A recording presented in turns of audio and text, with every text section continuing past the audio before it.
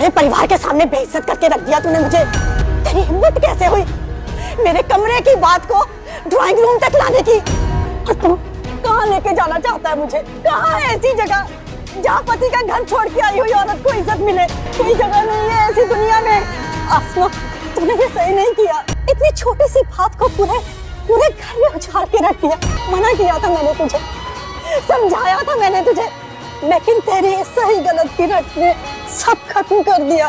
मेरे घर को तहस नहस करके रख दिया। क्या हाल कर दिया है तूने मेरे घर का? हाल तो मैं करूंगा तेरा। वो सोटी तो नहीं मारी थी मैंने तुझे, लेकिन अब मारूंगा और सबके सामने मारूंगा और देखता हूँ कौन रोकता है मुझे।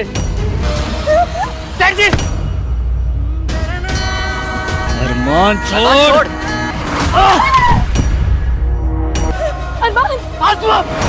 आसमा और आलिया में हुआ झगड़ा और अरमान ने दिया आसमा का साथ। तो उदारिया के एपिसोड में हम देख रहे हैं यहाँ पर जो आलिया है ना उसमें बहस हो रही है आसमा के साथ और यहाँ पर उसने घर वालों को भी इकट्ठा कर लिया है।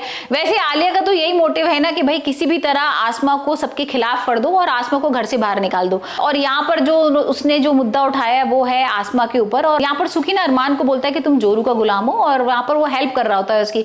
हमने देखा है ना कि भाई आसमा जो है उसने एनजीओ ज्वाइन कर रखा है और यहाँ पर शायद उसकी मदद कर रहा होगा, उसको जाना होगा। तो इसी चीज को लेकर ना आलिया बस पूरी बहस चालू कर देती है। जैसे वो बोलते हैं ना कि वो जोरू का गुलाम है, तो यहाँ पर आसमा पापा को बोलती है कि आप ये गलत कह रहे हो और अगर उसने मेरी हेल्प कर दी तो उसमें क्या हो गया? ये तो कहीं भी ऐसा नहीं लिखा हुआ है कि हस्बैंड वाइफ एक दूसरे की हेल्प नहीं कर सकते। तो यहाँ पर आलिया बीच में घुस जाती है और आलिया बोलती है भाई ये तुम्हारा कनाडा नहीं है, ये इंडिया है और यहाँ पर कोई हस्बैंड वाइफ का ऐसा नहीं होता, यहाँ पर हस्बैंड सबसे ऊपर होता है। और यहाँ पर दोनों के बीच में ना डिफरेंशिएट कर देती है। वो कहती है नहीं, हस्बैंड और वाइफ में, दोनों औरत और आदमी में बहुत अंतर होता है।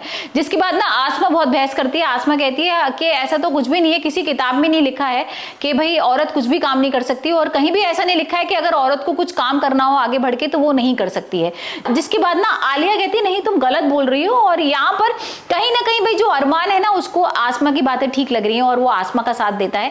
लेकिन आलिया ना सुखी की तरफ बोलती है। आलिया कहती है नहीं, जो पापा बोल रहे हैं वो ठीक है और तुम गलत कह रही हो। क्योंकि भाई यहाँ पर हमने देखा था ना जो अरमान के मम्मी पापा होते हैं वो झगड़ते हैं और जो सुखी होता है वो उसको धक्का दे देता है और उसके सर में भी लग जाती है, जो आसमा देख लेती है। और फिर आसमा को वो कसम भी दे देती है उसकी मम्मी कि भाई तुम किसी को कुछ नहीं बताओगी।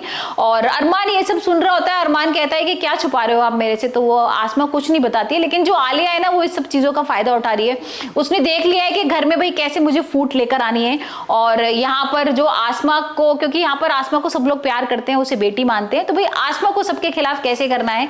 हमने ये भी देखा था ना किस तरीके से राजा ने कैरोसिन डाल दिया था गंगा जल की जगह, और ये सब आलिया का काम। तो आपको दारिया का एपिसोड कैसा लग रहा है? और आपको क्या लग रहा है कि आलिया का नेक्स्ट स्टेप क्या होगा और क्या आलिया जो करने आई है वो कर पाएगी? क्योंकि भाई आलिया तो यहाँ पर आसमा को अलग करने आई है अरमान से और अरमान को छीनने आई है। तो क्या वो कर पाएगी और कैसे लड़ेगी आसमा? क्योंकि भाई अब तो उसने ना घर वालों को भी खिलाफ कर दिया है, घर वालों को भी इस तरीके का अलग कर दिया। क्योंकि ये आसमा है ना वो अपने पैरों पे खड़ा होना चाहती है और लेकिन जो आलिया है वो यहाँ पर ऐसा कुछ भी नहीं होने देगी। तो अब देखते हैं कि जो अरमान है वो क्या आसमा का साथ देगा या आलिया का।